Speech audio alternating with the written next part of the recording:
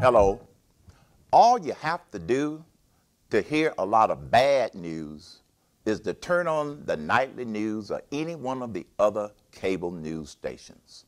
Well, today on Pure Cain, I'm only going to cite good news because there are plenty of good news out there. We just don't hear a lot about it. First, did you know that the unemployment rate in the month of February this year, 22 states were below 3%. That's good news.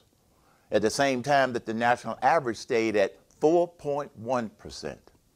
Now what that means is, number one, anybody that wanted a job probably could find one with an unemployment rate that low, and highlighted by the fact that black unemployment is at an all-time low and Hispanic unemployment is at an all-time low. Now, I happen to believe that these low unemployment numbers is what's causing some people, good news, to get off food stamps. You see, not everybody that's on food stamps want to be on food stamps.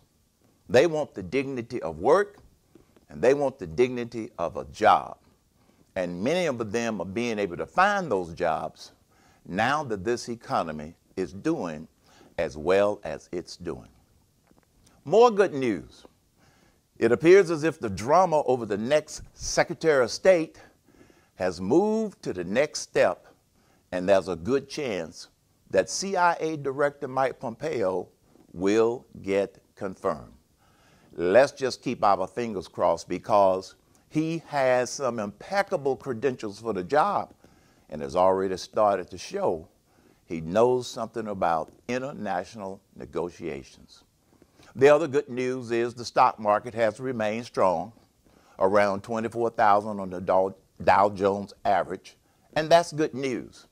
Not only for people who have retirement accounts, but also for businesses, because that translates into more jobs, higher wages, and all of the good things that we enjoy.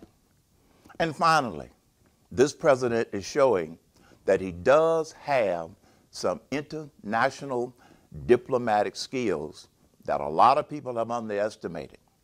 The North Korean leader and the South Korean leader are going to meet for a preparatory meeting.